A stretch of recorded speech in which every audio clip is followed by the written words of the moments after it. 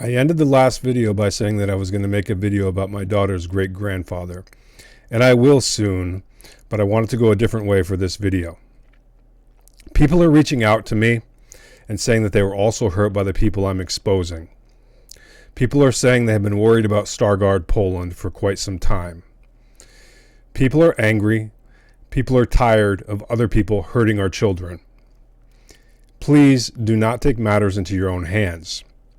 The perpetrators of these crimes are stronger than any one of us individually, and they are masters at deception. They cannot win, but we mustn't forget that they are entrenched and they are fighting for their lives. On Friday, June 23rd, 2023, I sent Rafał Zając, the president of Stargard, the following email. With the subject line S.W. Makowski, I wrote, "Dear Sir, I am writing to inform you that Sławomir Wojciech Makowski is going to be revealed and outed as a child molester, etc. very shortly. The world is going to see what has been going on in Stargard. The evidence is overwhelming. I wanted to give you notice since you are the president of the city. I am not going further into detail now. Please look at my website and YouTube page, iloveyoulikeone.com. All the best, Iain Bryson." Rafał Zając, the president of Stargard, did not reply to my message. And this wasn't my last attempt to reach him. After the abduction of my daughter, I tried to get help for 4 months, and then I decided that I couldn't wait any longer. Having your daughter internationally abducted by a generational cult family that is abusing her will cause you to have to make decisions that you couldn't previously imagine. Every day after the abduction of my daughter, I was trying to get help. I was praying in the way that I knew how to, and I was dying inside. I didn't make perfect decisions. What I did do was do the best I could every step of the way. After 4 months, this father couldn't wait any longer. I didn't have family support, I didn't have money, and I didn't speak Polish. There are many details in the book, but essentially it came down to this. Nobody is listening or helping. I can't wait any longer. If I jam myself in the middle of it, they will have to do a child abuse investigation. I miscalculated.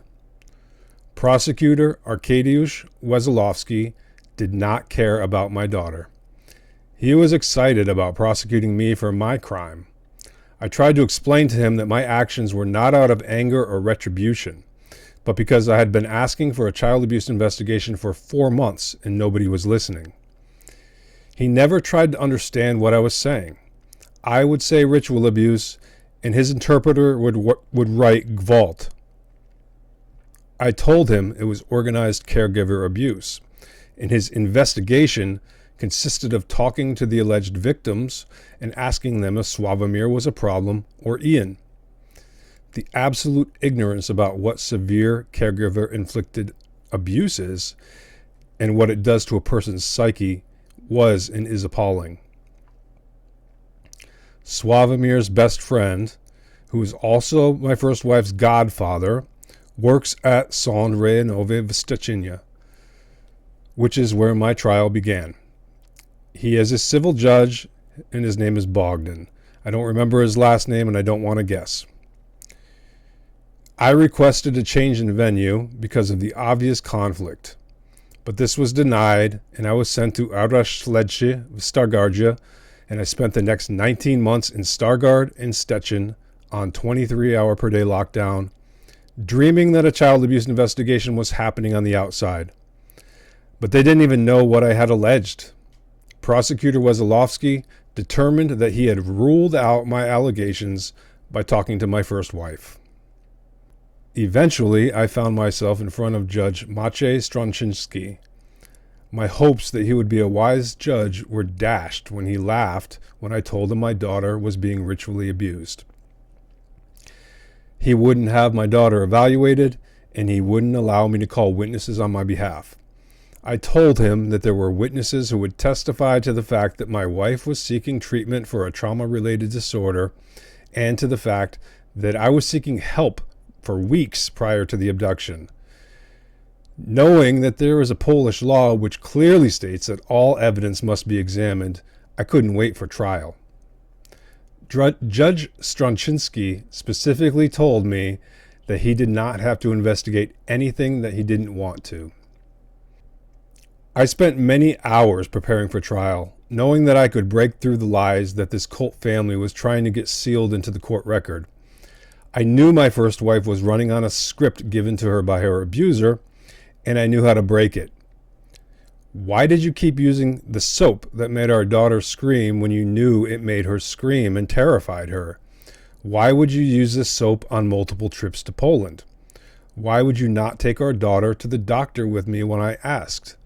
I could go on, but my first wife would not have been able to answer these questions, and she would not have made sense if she tried.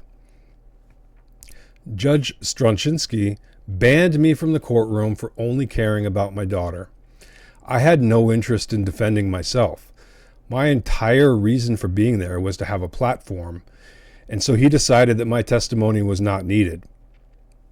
Because of Judge Maciej Straczynski, and because of these clowns who call themselves expert court psychiatrists and don't believe ritual abuse exists, and all women who are abused are going to be able to get help on their own, my daughter was never evaluated by a qualified trauma specialist, and I spent the next 50 months incarcerated in Poland.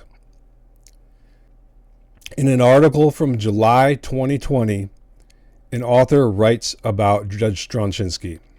Quote, "The judge who dismissed the case, Maciej Straczynski, typifies the decline in standards amongst Polish judges. With his nickname, the Texas Guardian, Straczynski is known for delivering brutally harsh sentences and having a laissez-faire approach in examining evidence.